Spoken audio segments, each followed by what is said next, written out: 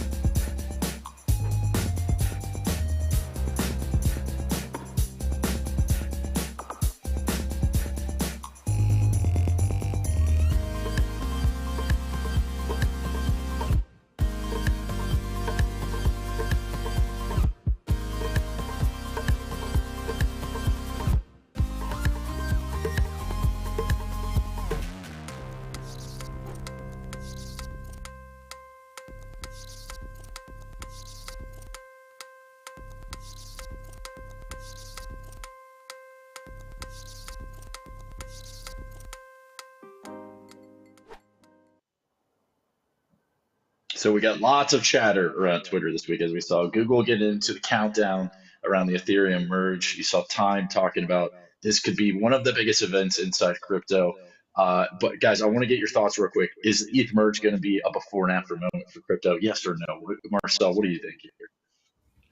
I think more people will understand how Bitcoin differs from the remaining altcoins. Not necessarily good or bad. They have been created for different purposes. So yes, I do think it's going to be a huge milestone for crypto, setting apart what is Ethereum, what is altcoins, and what is Bitcoin. I like this question. And Marcel's going to be diving into a lot of ETH. But Joe, what is your take here? Before and after moment for crypto? I like this. Maybe, yeah, in 10 years' time, we might look back at this moment and think this was the pre-merge moment, the run up to it.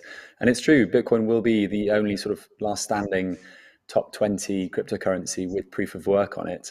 So, yeah, if ETH does manage to pull off what they're saying is, changing the engines mid-flight with the switch to merge, which, by the way, I Googled just to use the counter now, and it's true. It's saying 1 day, 11 hours, 59 minutes and counting.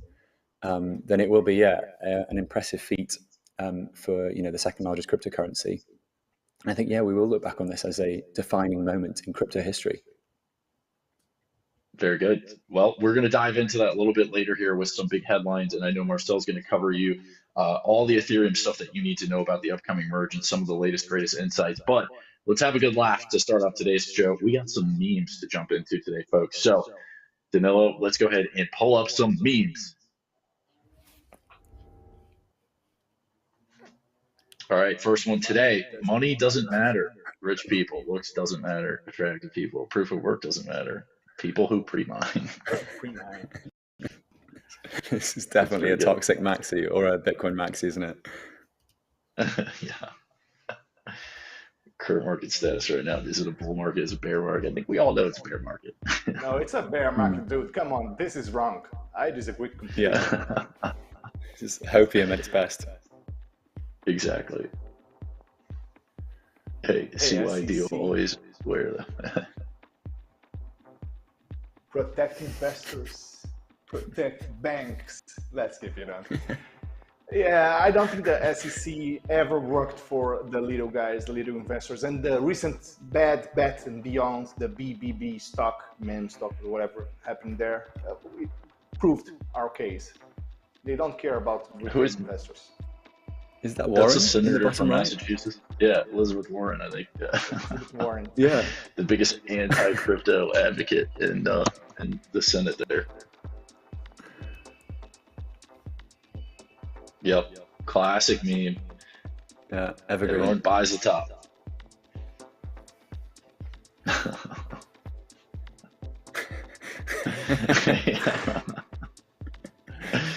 And we're going to get into the Luna topic a little bit later today in our articles. I think this is a great meme. That was a good touch. Good touch there. I had a friend text me today asking, should I get into Luna?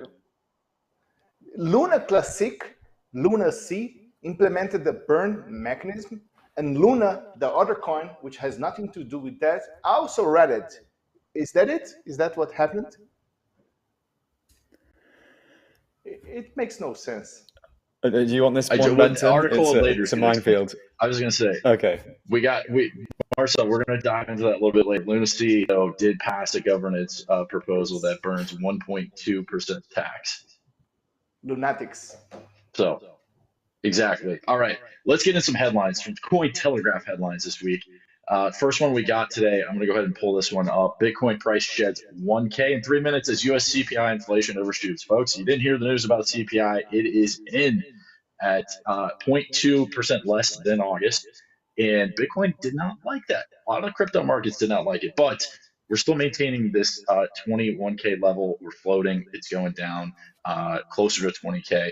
What is our kind of initial thoughts here about the CPI print? I want to quickly pull up just a quick excerpt here. So data from Cointelegraph Market Trading View showed BTC USD swiftly falling $1,000 after the CPI inflation for August came to 8.3 year on year. Let's get your thoughts here. Marcel, what is this latest CPI tell you? And is this a nothing burger, or is this something to be concerned about here for the greater markets? Okay, so if I were Sam, I would be telling the viewers, well, the CPI, meaning inflation slightly above what's expected, it's going to cause the Federal Reserve and the central banks to keep pushing interest rates up. So a 75 bips rate hike on September 21 is the most likely scenario, and this has been enforced by medium to moderate high inflation. So that's what the basic economics and analysts will tell everyone.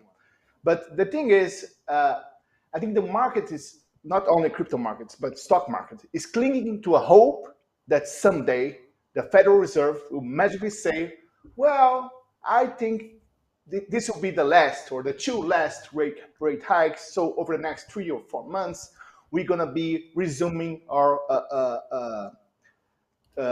we're not going to be tightening the markets anymore. We're going to resume buying back bonds and debt instruments and ETFs and etc. And the bull rally will continue.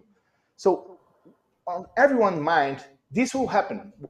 Investors just don't know if it's going to happen in 3 months' time or in a year time, but eventually the inflation will cease because as the Federal Reserve push the rate ups, it causes the economy to retract. So at some point, this equilibrium will happen because companies will be forced to lay it off, and other companies or investors will withdraw money from markets. So the markets will shrink, they will reduce by itself as the inflation continues to pressure consumption, for example. So the bottom line is crypto markets continue to track on a high correlation to stock market. So the volatility was already expected. And since the data was not good, was kind of bearish, both stock markets and crypto markets went down today. So no surprise here. And Joe, what is your take? Is a 75 basis points to be expected at the next Fed meeting? And then is this going to have a larger impact on how the Fed views their next rate hike? Are they going to continue with their aggressive rate hikes, or do you think they're going to maybe bump down to 50 basis points? What are your kind of general thoughts here? Yeah, I mean, it's interesting, right? They've missed it again. The expectations versus the actual, the reality. It makes you wonder who is doing their forecasting and why they keep being so many points out. I mean, with this one, they were at least slightly closer than previous guesses. With regards to whether or not they will, hike it up another 75 basis points, I think it's probably quite likely. There's still too much uncertainty on the horizon. There's still a war raging in Europe, which is causing havoc with energy prices and general geopolitical stability. And on top of that, the Dixie's hitting highs not seen for 20 years.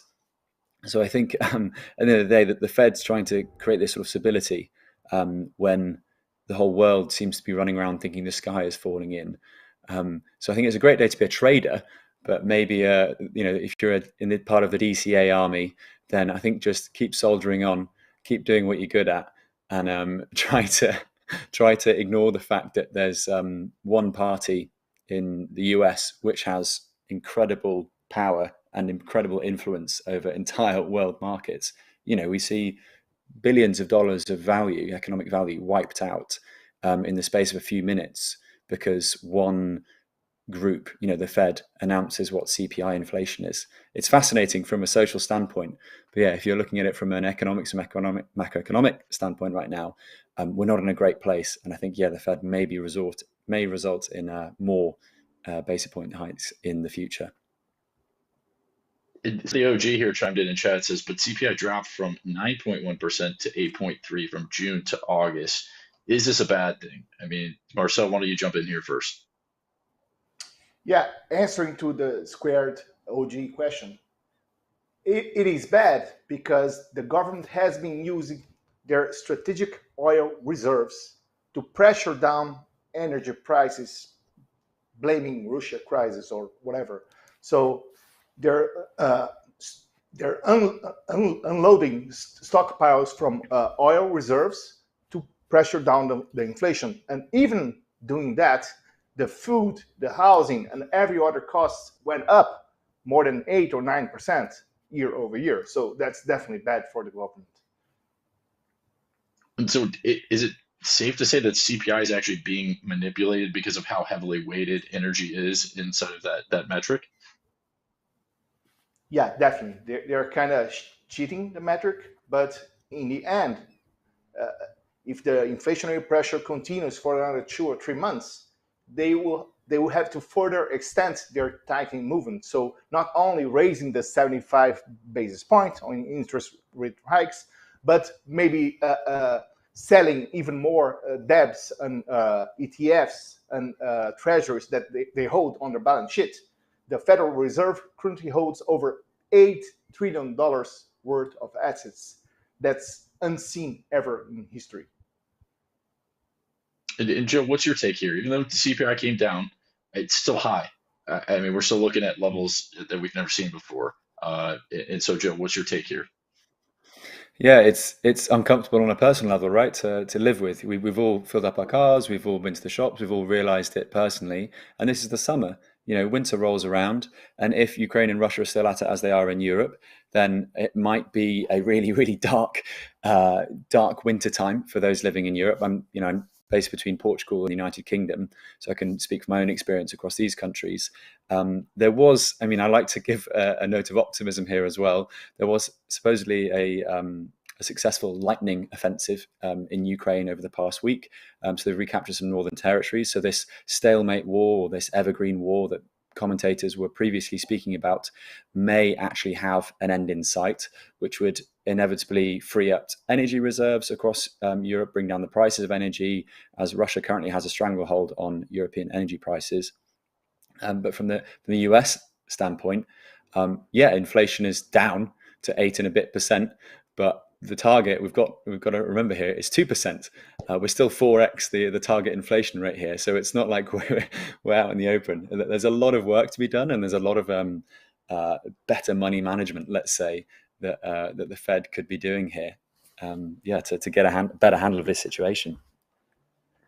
Well, I want to share my screen real quick with a quote from the dear leader, President Biden of the United States here. He said, today's CPI data shows more progress in bringing global inflation down in the U.S. economy. Overall, prices have been essentially flat in our country these last 2 months. That is welcome news for our American families, with more work still to do. So clearly, this is a spin zone in my book. They're trying to create these news cycles, trying to downplay the significance of some of these events. But I think you've heard all of us kind of talk and share our points about what the CPI actually means. I don't think it's a skies falling situation, but it's definitely something that we need to monitor, and the Fed is clearly doing so. So, I saw Ahmed chime in there with a comment saying 50 basis points is off the table. We're going to continue to see that quantitative tightening. So it's going to be a bumpy ride ahead, and we're going to see, especially with the war in Ukraine and Russia taking place, we got a lot of geopolitical things happening right now. And a lot of uncertainty. So not everything is doom and gloom. But I want to shift us into the next article that we have this week with such big headlines. This was written by William Suberg. The headline reads, the Fed, the merge, and 22K BTC, which now is at closer to 21K. 5 things to know about Bitcoin this week. So last week we closed and then obviously had the CPI print, and folks did not like that. We're seeing consolidation right around 2100. And failed to break the 200-week moving average, which is now near that 23K mark, and we continue to fail to break that. So the first thing I want to look for here from you guys is what price ranges are you kind of looking at here in the short term? Let's call it over the next 30 days. Could we see a drop below that 18K level that we saw a few weeks ago? I'll start this one off with Joe. Sure. I mean, do I have to put my Sam hat on and be like, we're going lower, guys, strap in? You can give your take. Give us a range. Okay. I'll be me instead. I think that, unfortunately, a sub 18 is definitely on the cards. If Bitcoin were to decouple, if people were to suddenly wake up tomorrow morning and understand what a hard money is, and understand the importance of a money that only you can take control of, and all of these wonderful things that Bitcoin is associated with, from self-sovereignty to decentralization to separating money from state, then yes, we would definitely be going a lot higher, a lot quicker. But as it stands, I think that people are more concerned about the next 3 to 6 months, about keeping their homes warm and their jobs, keeping their salaries coming in. So I think that there could be a lot more downward price action soon. Whether or not 18K will break or not, I don't know. When we get closer to that level, there's that really funny meme that went around last week regarding the rainbow chart. That chart that sort of arcs across the screen, and now we're in like the bluest band, which is like basically a fire sale. To short the bottom, I might not be a trader, but I know that that's definitely a very bold move. So when it goes to that levels, I know that personally, I'll just be looking to DCA more fiat money into Bitcoin, because long term, we know that this is the lifeboat. But around those levels, I'd be feeling pretty gloomy, I reckon, because people still don't understand the value of this innovation or new monetary protocol. But I certainly wouldn't be looking to short around those levels. Very good. And the second point in this article to watch out for this week was obviously the inbound CPI. We talked about this, but Marcel, the article speaks about how the DXY was essentially a sell signal. So I guess walk us through your insights as to why this is something that you're monitoring this week for Bitcoin. Okay, so the DXY is the dollar index, which measures the United States dollars against other major currencies, such as the euro, the UK money from Japan, China, etc. The top 6 currencies worldwide. And the US dollars strengthened over the past 2 or 3 weeks to the highest level in 20 years. What does it say to us? It says that investors are selling stocks, are selling their investments and piling in on US dollar cash positions. So they're not even buying US treasuries because those are paying, 3% per year, 4% per year, which is much lower than inflation. They're so afraid of everything that they're hoarding cash, and they're not hoarding euros, they're hoarding US dollars. So they're afraid that other countries will collapse or that their economies will enter a recession earlier than the US. So they're perceiving a risk of a high recession and maybe governments having to bail out banks, and similar to what we see in 2007, 2008 crisis. So the fear of recession is there. And under this scenario, expecting investors to buy Bitcoin or any other asset considered as a risk investment is simply not going to fly. So they're not even willing to buy the treasuries or corporate bonds to get a 3 to 8% yield per year. They don't want that. They want the safe of the US dollar cash parked at their bank accounts. So they're protecting their assets, like thinking, well, maybe something really bad is going to happen. So until this mindset changes, we shouldn't expect cryptocurrencies and risk markets to bottom. So for the next 30 days, I do think that we could see another 10, 15% drop, but not 20%, not 30%. Very good. And the third point of this article is the merge is upon us. So we've been waiting for this moment now for what seems like ages, and it's coming this week. Joe just pulled up the Google tracker. It is a day and hours away.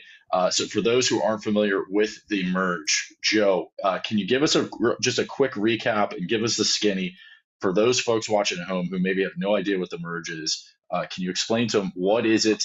Why is this happening? And then we can maybe dive into some more of the details surrounding that. Sure thing.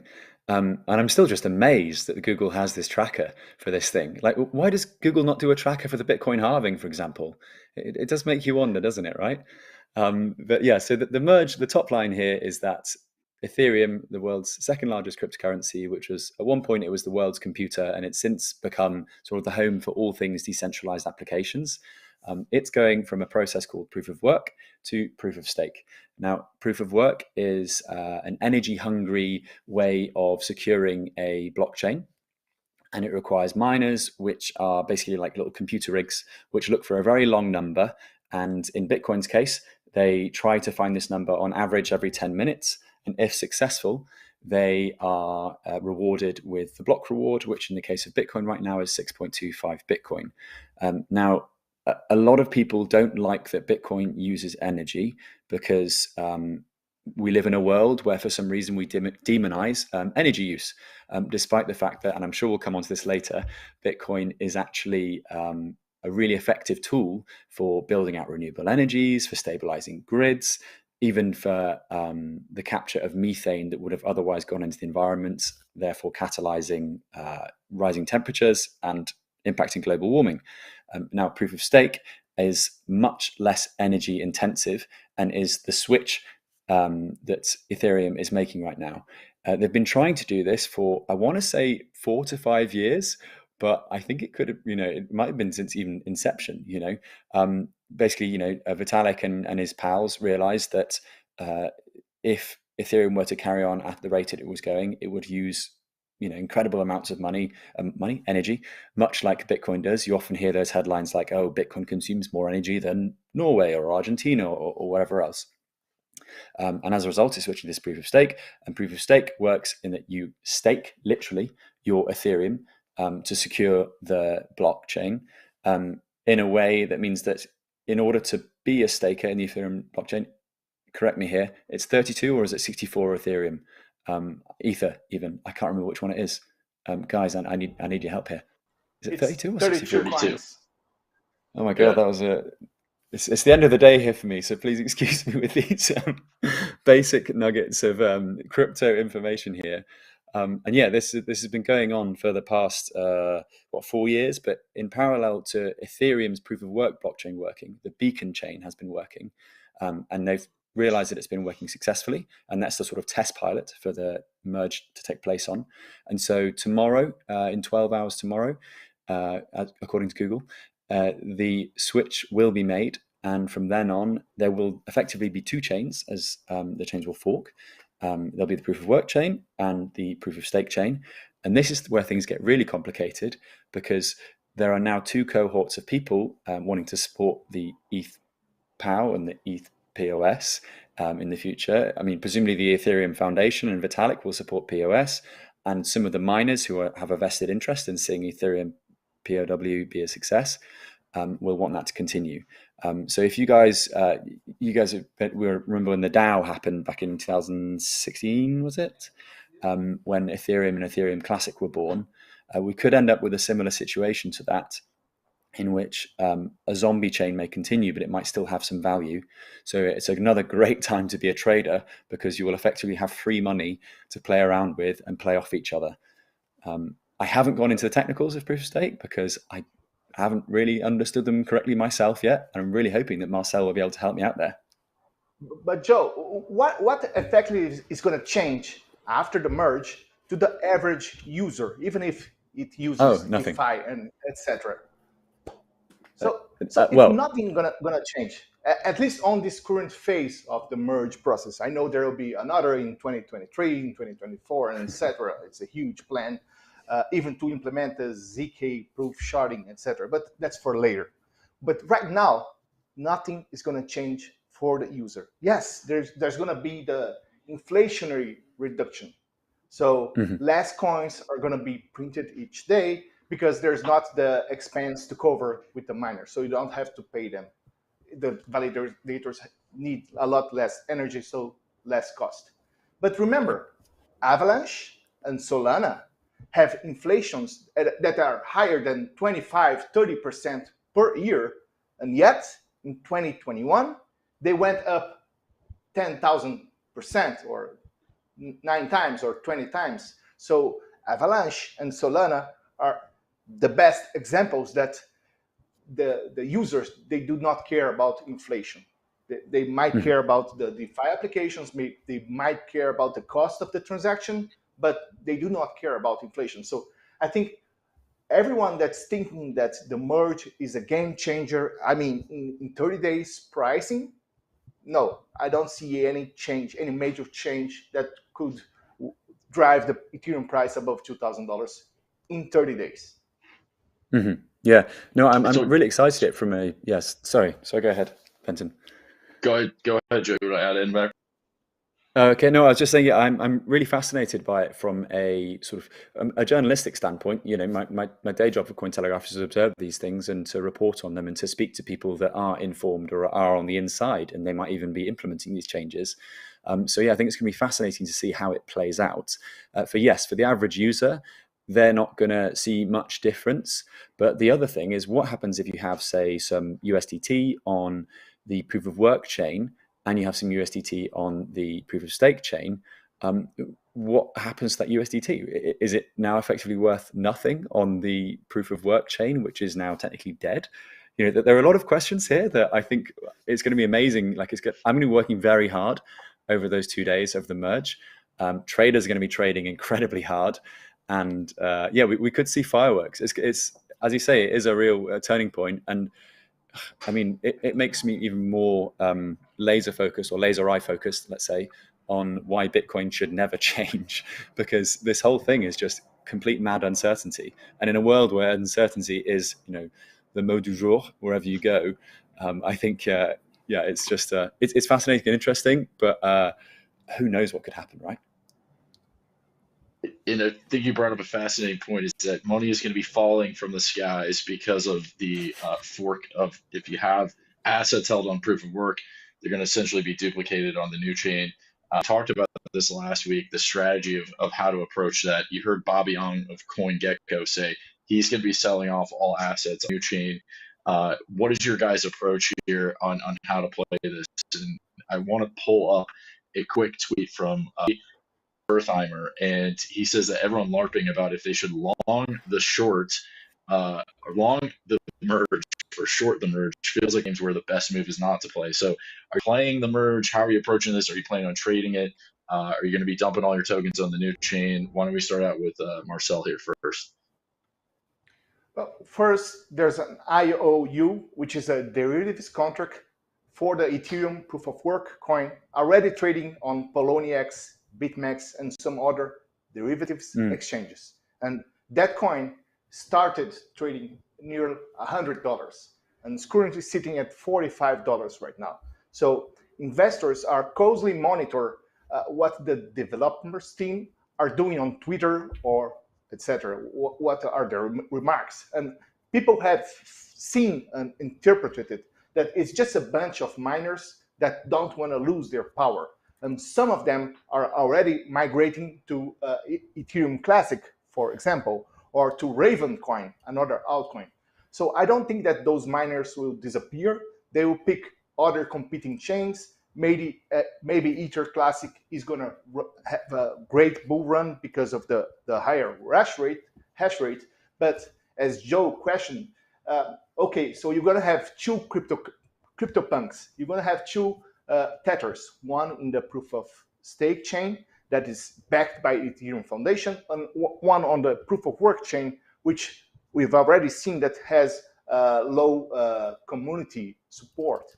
So I don't think there will be any value in that. So I do think that traders should be selling their CryptoPunks on proof of work chain, or their tether on the proof of work chain, even if they sell the tether for 10 cents, or if they sell a CryptoPunk that's worth $500,000 for, I don't know, $5,000, it's free money. Just take it and go home.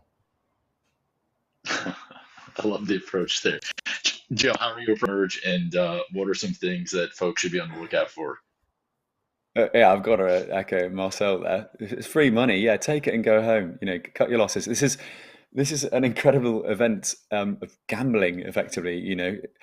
Remember when Bitcoin forked and became, Bitcoin Cash, as in, Bitcoin base chain carried, and there was then BCH, and those that had Bitcoin also got the equivalent in Bitcoin tokens. Again, it was effectively free money. A lot of people just swapped that straight into dollars and left with it, or managed to swap it back into Bitcoin.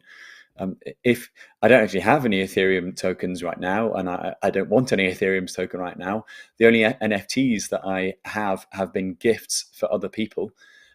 So I'm actually going to ask them and be like, what is going to happen to these NFTs? Do you know how two of them, for example, if they do have two of them, then I don't know. Do you even keep it as a piece of digital memorabilia? Does that become, funny in of itself? I remember when you can look back on this in 5 years, and we're talking about this turning point event, and be like, oh yeah, I've got my rare Pepe NFT from the 2022 merge, and it's now worth zero, but I hold on to it because wasn't that a funny time when they decided to change their consensus mechanism mid-flight, as they say?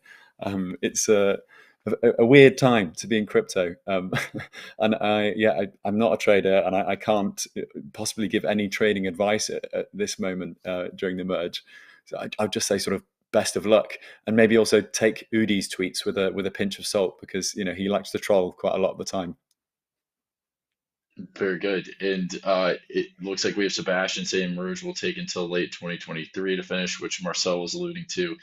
The other thing I want to just warn folks at home is just making sure you're safe. What does that mean? I'll pull up a quote here from the article that talks about be wary of scams, fork tokens, etc. We've already seen multiple around the Merge and ETH POW forks. So this is definitely something that you should be on the lookout for. Don't fall for the scams. Don't give away your keys to your wallets for whatever reason. And don't be clicking on links from folks you don't know on Discord and Telegram. We all know the oldest tricks in the books. But this is the time that people maybe get taken advantage of that are newcomers to the space and don't know what's best from a security and scam angle. So definitely be on the lookout for those. I want to move forward through some of these things that the article talks about the 5 things that we should be aware of. And one of the interesting parts of this article that talks about is the difficulty. The hash rate has actually peaked at an all-time high for Bitcoin. So Bitcoin's network fundamentals have been anything but bearish lately, and this week the trend continues to new heights. According to estimates from monitoring resource BTC.com, difficulty will increase by 3% at the next automated readjustment, sending it further unknown territory with a total of 31.91 trillion. So what is your biggest takeaway from this metric about the hash rate? Why is miner competition a good thing for the network? I'll kick this over to Marcel to kind of jump in here first. So for those unfamiliar, the hash rate is an estimate of the number of machines competing for the solution to each new block on Bitcoin. So the hash rate means that either we have more powerful machines or we have more miners plugged in on the network. And the hash rate just went up to the all-time high recently. But what you gotta remember is that when you order a miner from Bitmain or from the producers, there's a lag of 3 or 4 months until you get them shipped and you can install them effectively. So those machines that are plugging in right now may have been bought when Bitcoin was trading at $30,000 or whatever. So if the bear market continues for another 3 or 4 months, maybe we're going to see a stagnation or even a decline on the number of miners, because nobody's going to mine Bitcoin at a loss. So if his energy costs are up, or he wasn't able to move the miners to a location with a lower production cost, a lower energy cost, he's going to simply shut down the computers, the miners, and that's not what's happening right now. So the hash rate is at all-time high, and that's a good thing for the network. And Joe can explain better why this is a good thing. Yeah, Joe, I'll let you jump in here first. I want to bring up another point, though, that the Ty brought up in this article. So the increase of the hash rate had moved the timing up for the next Bitcoin block subsidy halving event. So which is kind of fascinating, because this accelerated growth of hash rate is now moving forward the next halving event. So I guess, can you provide any other color or insights here as to why this metric is so important in regards to Bitcoin? Sure, and thanks, Marcel. I'll do my best. You did a great job explaining it yourself, though. This obviously, one of Satoshi's genius inventions was this difficulty adjustment. So every 2060 blocks, but again, I'm worried about my knowledge here now that I'm live. I know it's 32 ETH. I'm pretty sure it's 2060 blocks, which roughly translate to every 2 weeks. This number is adjusted. And with that, miners know roughly how hard that computational puzzle will be to solve every 10 minutes. And so usually what you get is, if the miners are solving blocks too quickly, then the blocks will be made too fast. So it might be one block is made every 7 minutes or 8 minutes or 9 minutes. It tends to be 10 minutes on average over time, but there could be a 2-week period in which blocks are solved every 7 or 8 minutes. And sometimes, for example, when blocks go offline, the blocks will take longer to create during that 2-week period. And so as the result of that 2-week period, the average block time might be, 12 or 13 minutes. But it always comes back to 10 minutes because it resets every 2 weeks. Now, I'm now able to answer your question because I've explained that first bit. Because there's more and more miners coming online, that means the hash power is increasing, which means that for the next 2 weeks, these blocks could be solved in, say, 7, 8, or 9 minutes rather than the average 10, which has led some crypto commentators and some Bitcoin engagement people on Twitter to suggest that as a result of this, the halving will be brought forward to, say, 2023 rather than 2024. But you just need to read the white paper one more time to realize that Satoshi had planned for this eventuality and knows that miners coming on and offline is going to be part and parcel of securing this cryptocurrency, this decentralized cryptocurrency. And yeah, he planned for it. With regards to like the security of the network, we should be celebrating this. And this is finally, a burst of good news at a time of, darkness and despair, because more and more miners securing the network means that the network is less susceptible to a 51% attack, in which one person could, theoretically take control of the network. It's obviously every 10 minutes, that likelihood becomes less and less probable, but it's still important to realize that, okay, miners still believe in this technology. They still reckon that they can get a block reward every 10 minutes, and they're willing to buy new machines. They're willing to find new facilities. They're willing to find new untapped sources of energy to secure this protocol, and as a result, get those Bitcoin that are rewarded every 10 minutes on average. Wow, it's hard to explain Bitcoin sometimes, isn't it? It's a dense subject, man. So Square of the OG, another question. Thanks for chiming in with all your thoughts and questions today. Doesn't higher hash rate lower rewards, which leads to a pump in price? So quick answer to this one, Joe or Marcel, I'll let you jump in and answer this, and then we got to touch the fifth point to be watching out for Bitcoin this week. Sure. The reward per 10 minutes is 6.25 Bitcoin, and that is hard coded into the Bitcoin white paper, or the network. So every 10 minutes, my node will make sure that no miner has made any funny business. So the reward issuance or the supply issuance rate is guaranteed by the network. There was a meme for a time that said, price follows hash rate. So whenever the hash rate pumps up, then the price might follow. But I think we've seen that that correlation is not complete, given that we are now in a bear market and we've got the highest hash rate, ever, an all-time high. So I like the thinking of squared.og. It's nice, but unfortunately, no, the issuance rate is just it is what it is. In 2 years' time, it'll be 3 Bitcoin per 10 minutes, and then it'll be 1.5, and so on and so forth. There's no manipulating the supply as you might be able to do with other currencies, for example.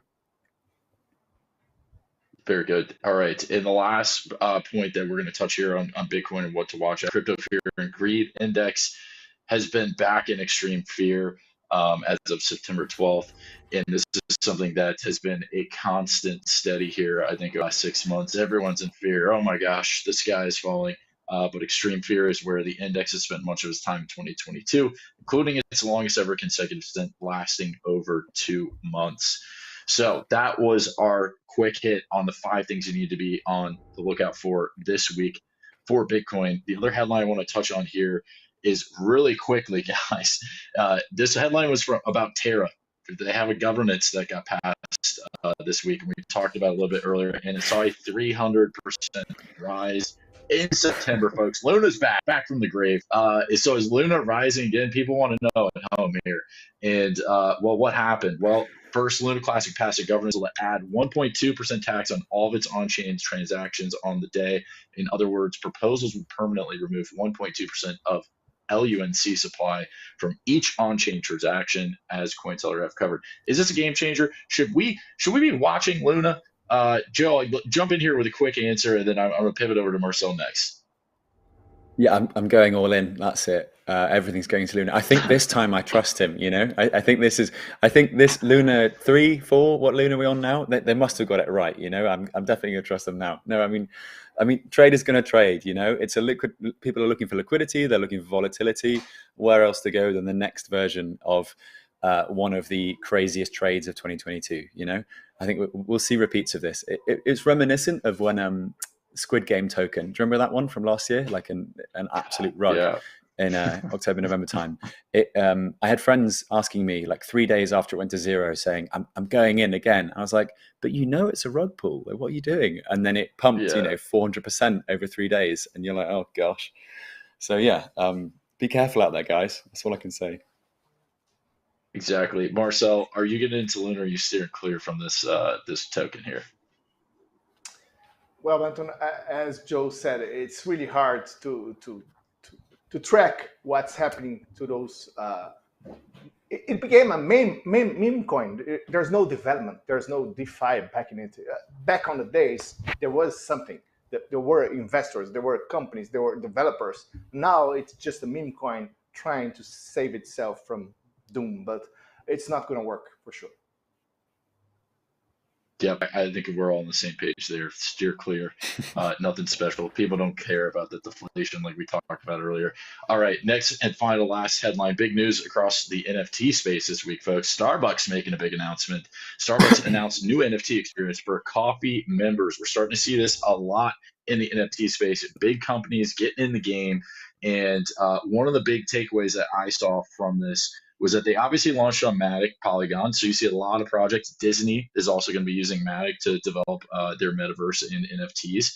So what is all this hype about? Well, Starbucks is going to be launching Starbucks Odyssey, which is a collectible digital stamp for its ownership verified on the blockchain, which will include a point value based on its rarity. So as more stamps are collected, members' points will increase, unlocking access to unique experiences. So I guess, it includes like virtual drinks, trips to their head brewing in Costa Rica, things like that. Is this going to be a growing trend, in your opinion, where big name companies are getting into NFT metaverse space by launching these NFTs? Marcel, I'll start with you here. Well, I think we've seen that with the other Second Life, the game, the PC game, which was the first version of a metaverse like 10 or 15 years ago. And every company in the world wanted to be in there, either to market or just to present itself as a tech company. And it's the same trend repeating all over again.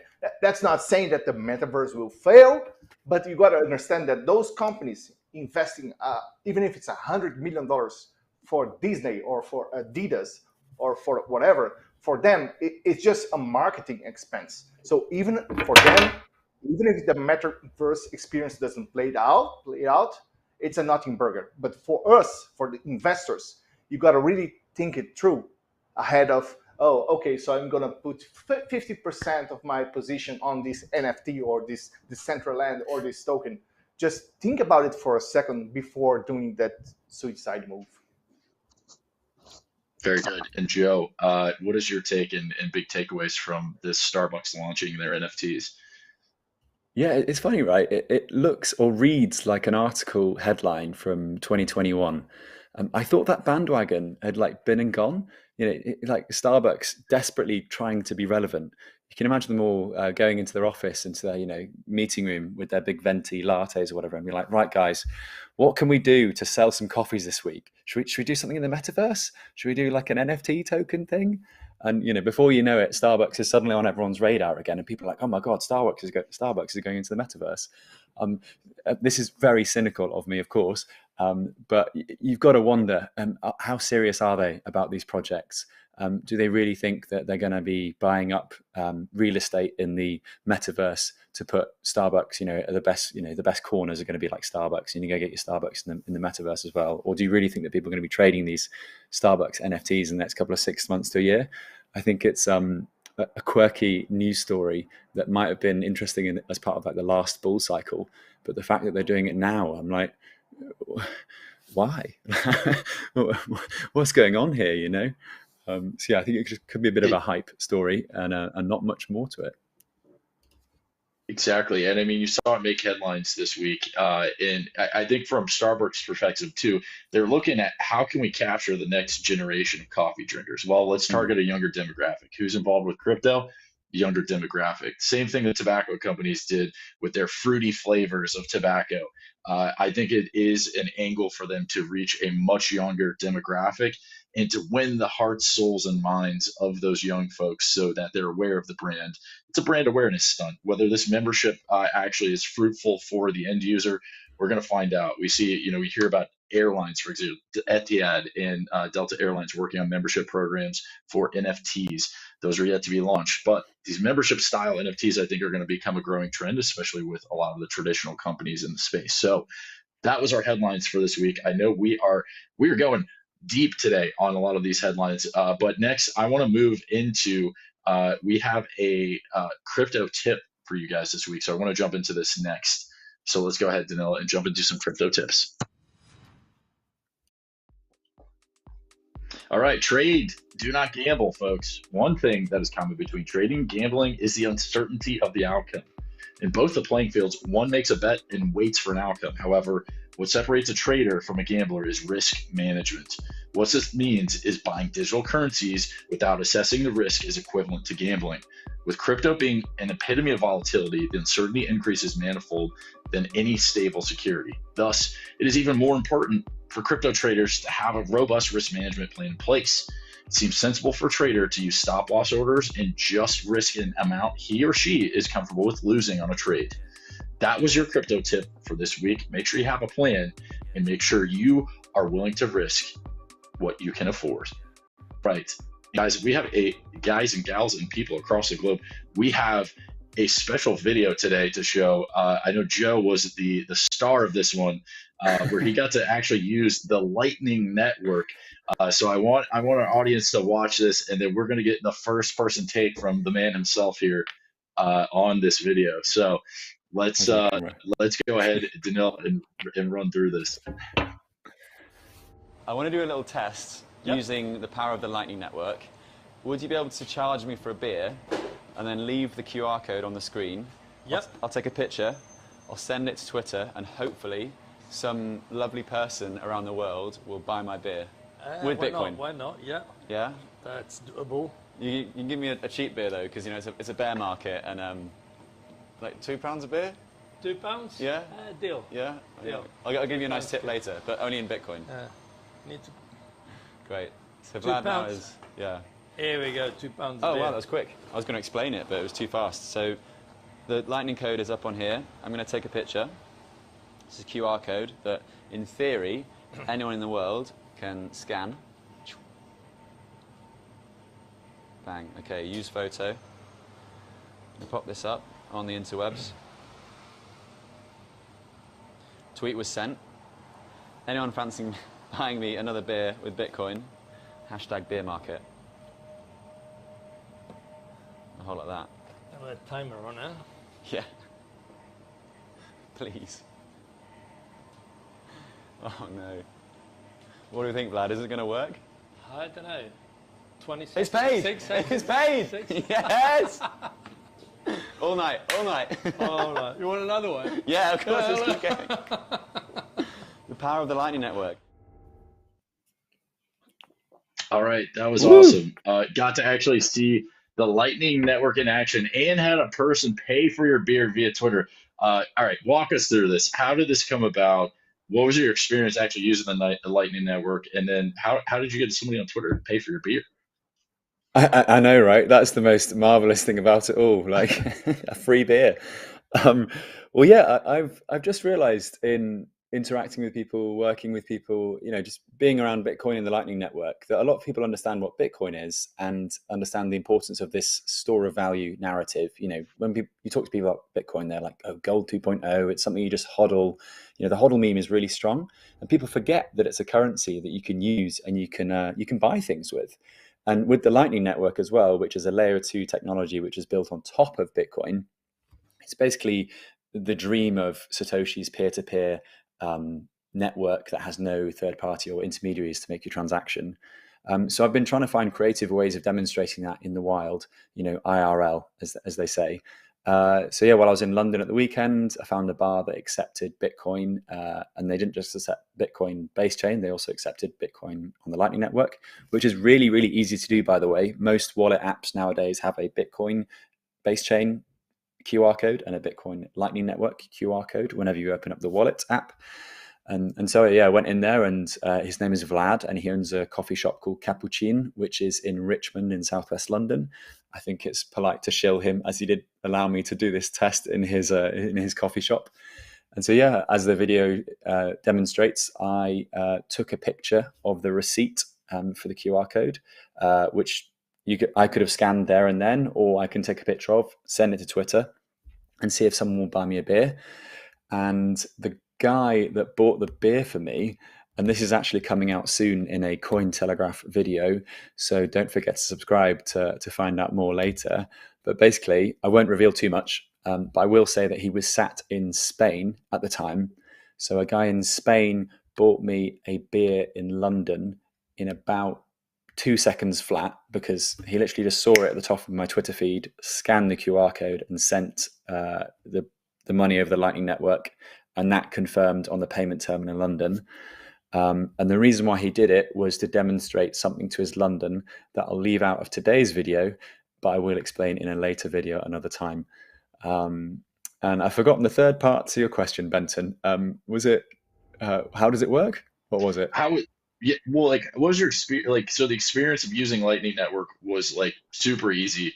The guy found your QR code just on Twitter feed. Was it somebody you knew, or was it just like a random crypto Twitter person? So yeah, it's funny because it's not the, I've done this a few times now, to varying degrees of success. Actually, no, all 100% success rate. But I've done it so many times that people are like, oh, you're clearly doing this to like scam or to lie about the fact that the Lightning Network works. And so I was in Gibraltar recently doing some reporting for a Cointelegraph piece about how some major chains in Europe, one's called Costa Coffee, which if you've ever been to the UK, you'll have seen a Costa Coffee, Clinton Cards, Hotel Chocolat, a few other chains. They all accept Bitcoin over the Lightning Network in this place called Gibraltar, which is a small overseas territory in southern Spain, but it's basically British. Anyway, I did a few more of these videos there, to demonstrate the fact that I wasn't lying about it. People do genuinely just randomly like to pay for stuff on the internet by scanning these QR codes. So I've made it into something of a habit now of whenever I have a purchase of, £2 or £3, I'll just upload the QR code to Twitter, and people, for some reason, they don't mind buying me stuff. Go ahead, Marcel. Sorry. Good. I have a technical question. Let's assume I have 0.10 Bitcoins at my wallet, which is Lightning Network capable. Does it need to convert it before to standard Bitcoin, on-chain Bitcoins to Lightning? And how does the wallet convert it? Is there associated cost? How long does it take to happen? Great question. Yeah, so Lightning is layer 2. So in order for your Bitcoin to get onto that layer 2, then either you receive it straight away into like a layer 2 wallet, or you send it from layer 1 to layer 2. The way that the Lightning Network works is, imagine you walk into a bar and you open up a bar tab with the bartender. You've basically gone from like your wallet to a bar tab. And you've basically said, we're going to trust that we're going to transact with each other. I'm going to rack up a bill here of, 6, 7 coffees or beers or whatever it might be. And then we're going to settle at the end of the day. And then it goes back into your pocket, and that's back into base chain. So for example, today, do you want to send me I can send you some sats right now over the video if you'd like, or we could do it live during the video. Like I could put up a QR code of like 1,000 sats, which is like 0.1 cents or something, and someone could scan it and they could pay it, and you could see it in action. Like, do you have a Lightning enabled wallet? But your wallet needs to convert it first. Your that would stay. Yeah, that's yes. There's two things there. So firstly, like if you have Bitcoin on base chain, for example, like are you in a Trust wallet or a Blue wallet, or what app are you on there? Are we doing this? I have Moon wallet. Moon wallet has both Lightning and it has Bitcoin and it has Lightning. Stocks and wallets here today, folks. Live on the show. So tap the Lightning tab at the top. Yeah, cool. Yeah, so I can scan that and I can send you money. Should we do it? Yeah, do it. Go for it, guys. Why In the meantime, not? While you guys are doing this, we have a question from Sky. They say, hi, I'm new to this. Do I buy ETH too, or regular ETH? And is it too late to buy? If not, which one should I buy as far as ETH? So if you guys can multitask, are you waiting post merge? I'll send you 690 sats. There's no ETH 2.0. It doesn't exist. It's the same coin that you have right now. It's going to be automatically converted, whether it's sitting on an exchange or your wallet. You don't have to do anything to convert to ETH 2.0. So don't worry about that. Just like that. Did it confirm? Did you receive the sats, Marcel? You were paid 690 Sept. Is that it? Yep. Wow. Folks, Yeah, we it's saw so easy. Lightning Network happen right here live on the show. This is a first for a market report. This is awesome. So you also heard Marcel. There is no E2 or regular ETH yet. So if you're interested in getting ETH, it's going to be dependent upon the exchange. You hold it on your wallet, or you hold it on the exchange, and then you will be gifted the new ETH.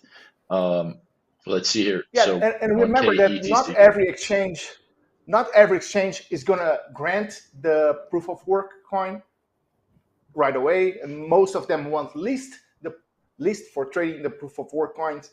So if you want to make sure that you're going to be able to sell these forked coins, make sure to select either a wallet that is going to be capable of handling the proof of work chain, or pick an exchange that already said we're going to support the proof of work. You're going to be able to sell your fork tokens over here.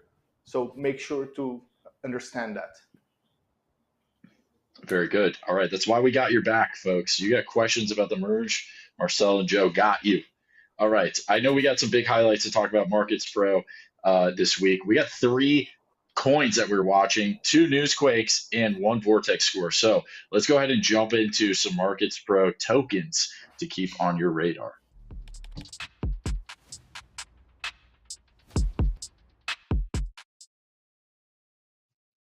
All right. First token that we watched this week was audio. And what happened? Well, Newsquake alert happened, and those are automated alerts that instantly notify users when market moving events happen. So Newsquakes continue to deliver those solid gains on the gains train, all aboard. For instance, on September 6th, a Newsquake shared Coinbase's announcement that it would list audio and Ocean. So audio, we saw have a nice solid 11% gain. The Newsquake alert went out, and audio's price was at around 26 cents.